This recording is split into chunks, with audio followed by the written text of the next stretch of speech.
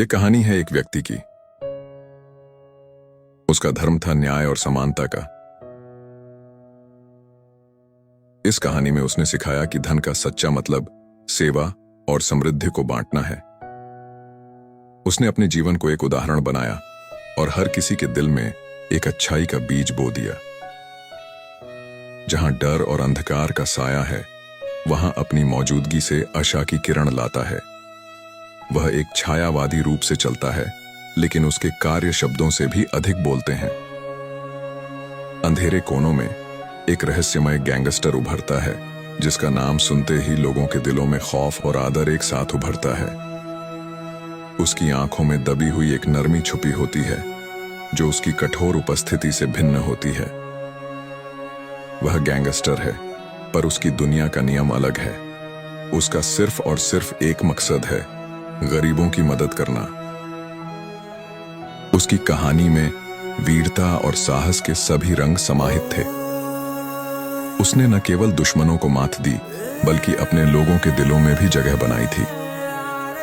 उसकी महानता और पराक्रम हमेशा हमारे दिलों में बसी रहेगी। वह एक ऐतिहासिक व्यक्तित्व था, जिसका जीवन हमें शिक्षा देता है कि असली वीर होने का मतलब है अपने लक्ष्यों के लिए हर संभव बलिदान देना। वह विश्वास हमें देता है कि वह सदैव हमारे साथ हैं, हमें प्रेरित करते हुए, हमें महान बनाते हुए। वह एक ऐसी रोशनी थी जो कभी नहीं बुझेगी। उसकी कहानी हर दिल में अमर रहेगी। उसकी वीरता एक कथा है, जिसमें सच्चे वीरों की प्रेरणा छुपी है। वह जीवित रहेगा हमारी यादों में, हमें बदलते वक्त के साथ भी मार्गदर्शन देते हुए।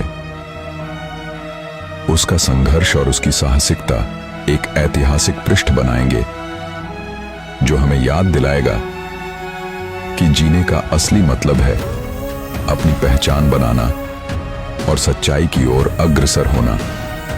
वह एक ऐसा दोस्त था जिसकी दोस्ती ने सभी को आकर्षित किया था।